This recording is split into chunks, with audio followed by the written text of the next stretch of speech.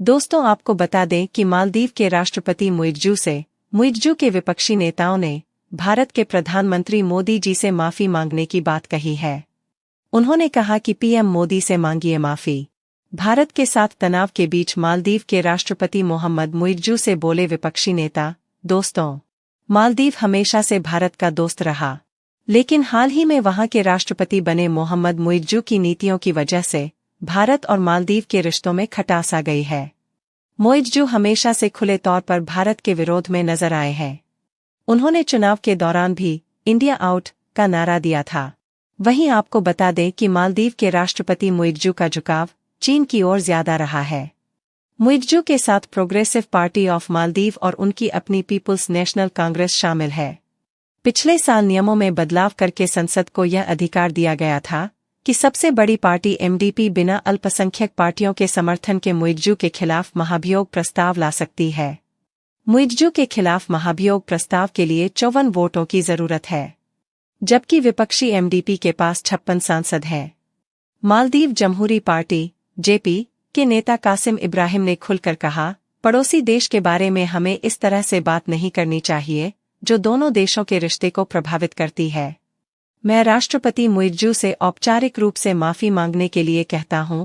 मालदीव के राष्ट्रपति मोहम्मद मुइज्जू को भारत का विरोध करना महंगा पड़ रहा है। मुइज्जू को अपने ही देश में विपक्षी दलों की आलोचनाओं का सामना करना पड़ रहा है।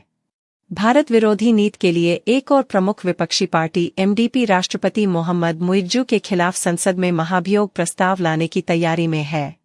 दूसरी ओर मालदीव जमहूरी पार्टी के नेता कासिम इब्राहिम ने कहा है कि मुइज्जू को पीएम मोदी और भारत से माफी मांगना चाहिए और देश की सरकारों को मालदीव के लोगों के लाभ के लिए सभी विकास भागीदारों के साथ काम करना चाहिए। अब तक मालदीव पारंपरिक रूप से यही करता आया है। हिंद महासागर में स्थिरता और सुरक्षा मालदीव की स्थिरता और सुरक्षा के लिए अत्यंत महत्वपूर्ण है।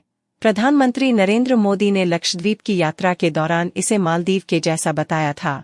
पीएम मोदी ने इस आइलैंड की तारीफ करते हुए भारतीय पर्यटकों से लक्षद्वीप घूमने की अपील की थी।